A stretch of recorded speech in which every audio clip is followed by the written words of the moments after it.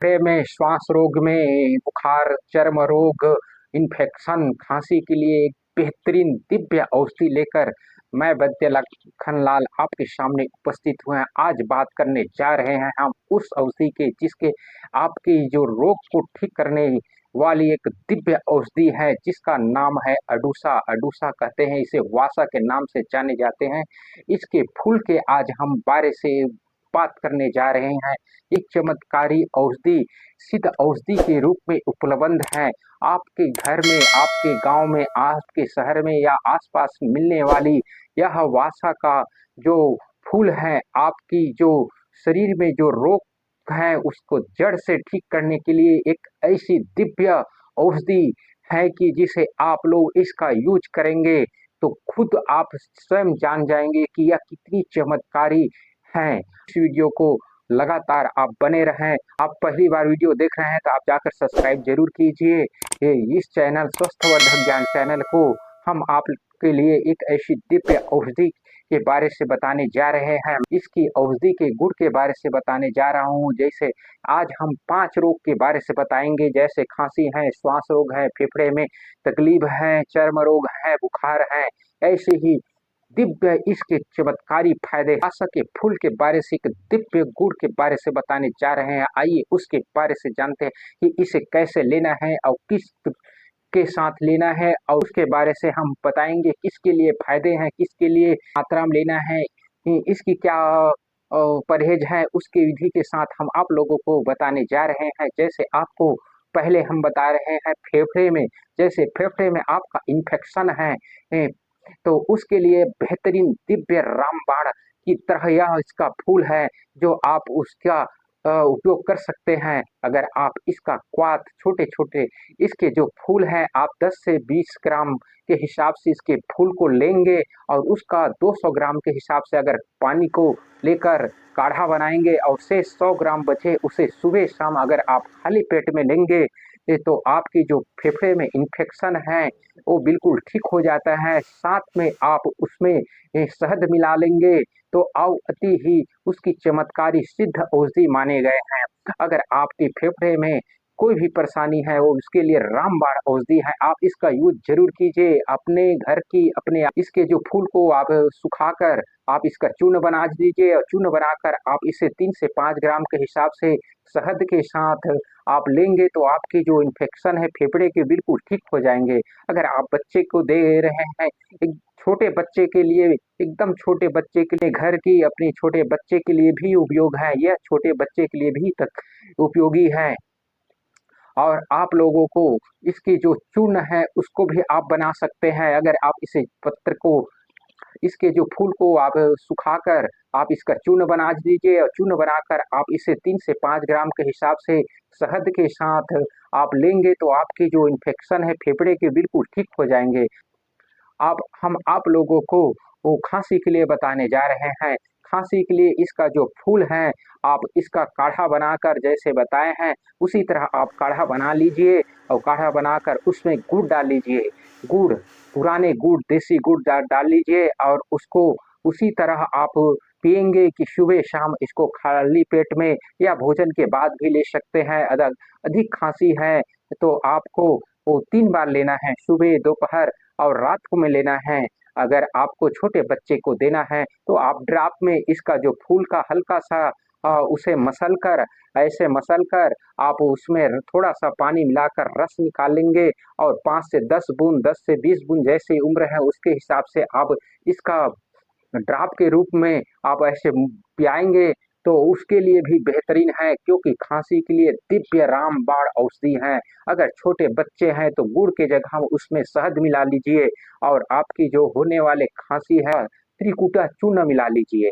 या त्रिकुटा चूर्ण सोंठ, पिपरा और काली मिर्च का कहते हैं, ये खांसी के लिए बहुत रामबाण औषधि है। अब हम बात करने जा रहे हैं इसकी बुखार के लिए। बुखार के लिए आप इसके फूल को आप उसी तरह 10 से 20 ग्राम की जो मात्रा में लेकर फूल को, कच्चे हैं तो आप उसको 200 ग्राम पानी में पकाइए। पकाते उसमें चिरायता मिला लीजिए। जैसे आप इसका 10 ग्राम ले रहे हैं तो 5 ग्राम आप चिरायते लेंगे और उसको 200 पानी में आज 200 ग्राम पानी में पकाइए, तो शेष बचे 100 ग्राम तो उसे सुबह शाम खाली पेट में अगर पिएंगे तो आपके पुराने से पुराने बुखार धीरे धीरे ठीक हो जाता है।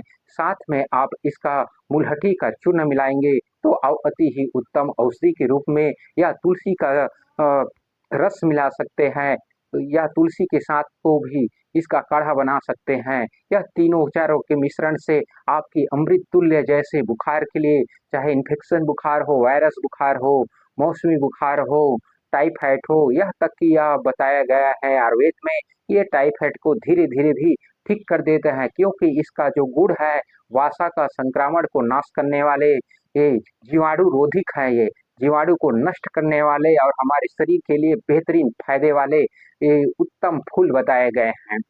आप अगर आप छोटे बच्चे को देना चाहते हैं तो इसे 2 साल के छोटे बच्चे को बुखार के लिए ना दिए जाए। उसके ऊपर आप इसका जो क्वाथ है या इसका जो रस निकालना चाहते हैं तो हल्का पानी डालकर इसे आधा चम्मच से 1 चम्मच तक के आप उम्र के हिसाब से पिला सकते हैं। बाकी अगर आप पूरे रस ही निकालना चाहते हैं तो आप पूरे रस के उपयोग करना चाहते हैं तो 5 से 10 मिली तक आप उपयोग कर सकते हैं। अच्छे से मसल कर इसमें थोड़ा सा पानी मिलाकर आप लेंगे तो आपकी जो तकलीफ है वो बिल्कुल ठीक हो जाते हैं। एक दिव्य महा औषधि के रूप में यह बुखार के लिए, छोटे बच्चे के लिए भी बेहतरीन है।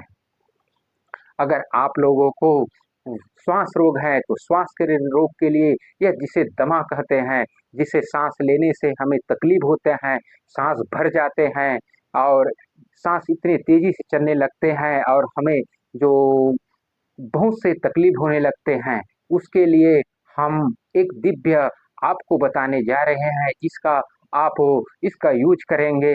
जैसे कि अडूसे का जो फूल है उसका आप अच्छे से उसे कूच लीजिए, अच्छे से उसे चटनी के बराबर आप उसे पीस लीजिए कूच कर, और उसमें मुलहठी और त्रिकटा चूर्ण मिलाकर उसको आप हल्का सा थोड़ा सा सेंधा नमक आप मिलाकर अच्छे से उसे एक में मिला लीजिए, बिल्कुल चटनी जैसे आप बनाकर आप उसको जैसे आप जैसे आप 20 ग्राम का फूल ले रहे हैं उसे चटनी जैसे पीस रहे हैं, उसमें आप 1 ग्राम तिकुटा चूर्ण मिला लीजिए, 1 ग्राम मुलहठी चूर्ण मिला लीजिए, चुटकी भर थोड़ा सा सेंधा नमक मिलाकर आप उसको अच्छे से एक में मिलाकर आप उसको आधे चम्मच के रूप में आप लेंगे तो आपके श्वास रोग, दमा रोग जड़ से ठीक हो जाता है।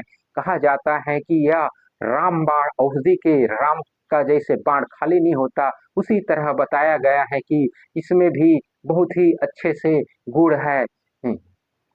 इसका उपयोग आप जरूर कीजिए। अगर आपके शरीर में इन्फेक्शन है, चर्म रोग है, दांत, खाज, खुजली से परेशान हैं तो आप इसके फूल को अच्छे से इसे मसल कर या कूच कर इसके 50 ग्राम से 100 ग्राम का आप इसका फूल को ले लीजिए और अच्छे से उसे या उबाल लीजिए। 500 ग्राम पानी में आप उसे उबाल कर और थोड़ा सा उबालने के बाद आप उसे ठंडा होने के बाद जिस स्नान करना चाहते हैं तो उस पानी में आप उसे डालकर उसको पूरे शरीर में स्नान कीजिए तो आपके जो शरीर की जो इन्फेक्शन है, चर्म रोग है, वो बिल्कुल ठीक हो जाते हैं। और पीने के लिए आप इसका 10 से 20 ग्राम का जो फूल है उसको लेकर आप क्वाथ बनाइए। क्वाथ बनाकर आप इसे मुलहठी के चूर्ण के साथ आप लेंगे तो आपकी जो शरीर में गर्मी, इन्फेक्शन है वो बिल्कुल ठीक हो जाते हैं। अगर आप इसका चूर्ण बनाकर लेना चाहते हैं तो आप 3 से 5 ग्राम तक आप इसका चूर्ण ले सकते हैं मुलहठी या शहद के साथ। अगर आपको इसका लेप भी करना है, आप लोग इसे 100 ग्राम का फूल को अच्छे से चटनी जैसे पीस लीजिए और उसमें थोड़ा सा हल्का हल्दी मिला लीजिए और मिलाकर आप लेप चंदन की जैसे लेप की जैसा आप पूरा शरीर में आप लेप करेंगे। सारी दिव्य औषधि यह चर्म रोग के लिए बहुत ही सिद्ध औषधि माने, बहुत ही चमत्कारी है। इसका प्रमाण बहुत ही सिद्ध पाया है।